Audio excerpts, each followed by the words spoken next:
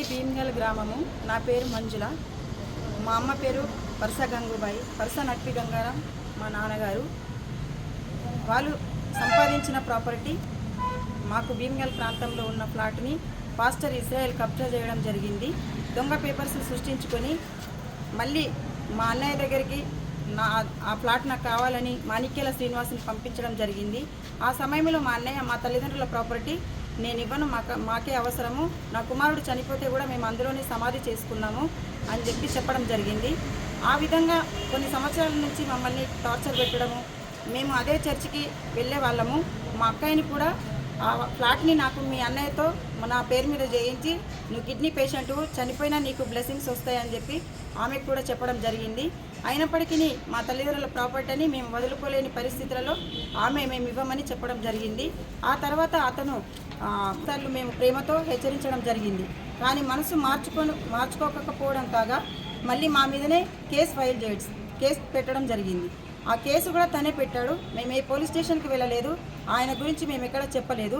తనే కేసు పెట్టిన తర్వాత మేము అనేక సంవత్సరాల నుంచి తిరుగుతూ ఉండగా ఆ కేసు కూడా ఫిబ్రవరి 18వ తారీఖున కొట్టివేయడం జరిగింది. కొట్టివేసిన తర్వాత మేము అధికారుల చుట్టూ ఆ కేసుకు ముందు తిరిగితే కూడా మీ విషయం మీ ఫ్లాట్ గురించి మరి కోర్టులో ఉంది కేసు, కాబట్టి మేము యాక్షన్ తీసుకోరాదని చెప్పారు. పోలీస్ డిపార్ట్మెంట్ కానీ, మున్సిపల్ కమిషనర్ గారు కానీ, కలెక్టర్ వాళ్ళందరి దగ్గరికి తిరిగినప్పటికీ ఇదే సమాధానం చెప్పడం జరిగింది. అయితే ఆ ఫ్లాట్కి గోడ అడ్డుగా నిర్మించాడు. అప్పుడు మేము ఇక్కడ మున్సిపాలిటీ కమిషనర్కి మేము కంప్లైంట్ చేయడం జరిగింది. చేసినప్పుడు వాళ్ళు వచ్చి ఆపివేశారు. కానీ మళ్ళీ దొంగతనంగా గోడను కట్టి ఆయన ఆ ఫ్లాట్ని కబ్జా చేసుకోవాలని మాకు దారి క్లోజ్ చేశాడు. అనేక సంవత్సరాల నుంచి మేము ఇక్కడ కంప్లైంట్ ఇచ్చినప్పటికీ ఆల్రెడీ కేసు పెట్టాడు, కోర్టులో ఉన్నది కాబట్టి మేము యాక్షన్ తీసుకోరాదనే సమాధానం చెప్పారు. కాబట్టి మేము వెయిట్ చేస్తూ అధికారుల దగ్గర మేము ఎంత బ్రతిమాలుకున్నా కానీ ఎవరు యాక్షన్ తీసుకోకపోయినప్పటికీ మరి దేవుడే మాకు న్యాయం తీర్చాడు. మరి కోర్టు నుంచి మాకు కేసు కొట్టివేస్తున్నట్టు ఫిబ్రవరి 18న లెటర్ వచ్చింది. ఆ లెటర్ వచ్చిన తర్వాత మళ్ళీ మున్సిపల్ కమిషనర్ గారికి మేము లెటర్ ఇవ్వడం జరిగింది, అప్లికేషన్. మళ్ళీ జిల్లా కలెక్టర్కి కూడా సబ్మిట్ చేశాము, పోలీస్ కమిషనర్కి సబ్మిట్ చేశాము. అయినను ఎవరు యాక్షన్ తీసుకోకపోగా ఎంతోమందికి న్యాయం జరుగుతుంది, ఎంతోమందికి యాక్షన్ తీసుకుంటున్నారు. కానీ మాకు మాత్రమే ఇక్కడ భీమ్గల్ ప్రాంతంలో ఎలాంటి న్యాయం జరగడం లేదు, ఎలాంటి యాక్షన్ తీసుకోవడం లేదు. వచ్చిన ప్రతిసారి కూడా వాళ్ళు ఏమని చెప్తారంటే ఇప్పుడు పండగలు ఉన్నాయి, ఫెస్టివల్స్ తర్వాత అంటారు.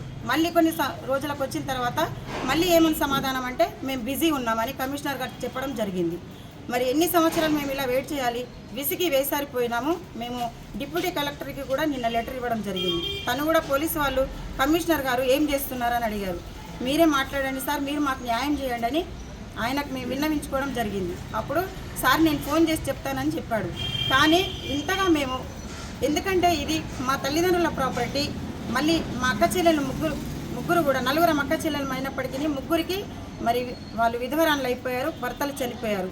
దాని కారణంగా భీమ్గల్ ప్రాంతంలో ఉంటున్న మా అక్క చెల్లెలకి మా అన్నయ్య ఆ స్థలాన్ని గిఫ్ట్గా ఇవ్వడం జరిగింది. కానీ సొక్కం ఇజ్రాయెల్ పాస్టర్గా చలామణి అవుతున్న అతను దొంగ పేపర్స్ సృష్టించుకొని మా స్థలానికి గోడ అడ్డుగా నిర్మించడమే కాకుండా అది అక్రమంగా మరి అధికారులకు విరుద్ధంగా చేసిన పని. ఆయనను అధికారులు యాక్షన్ తీసుకోకపోగా ఆయనకి ఎవరు మరి సపోర్ట్ చేస్తున్నారో, రాజకీయ నాయకుల సపోర్టా మరియు గ్రామస్తుల సపోర్టా మాకు తెలియదు. మీ కమిషనర్ గారిని వచ్చి సంప్రదించిన ప్రతిసారి కూడా మరి తప్పించుకోవడము, ఇలాంటి సాకులు చెప్పడము జరిగింది. ఎలాంటి యాక్షన్స్ తీసుకోవడం లేదు.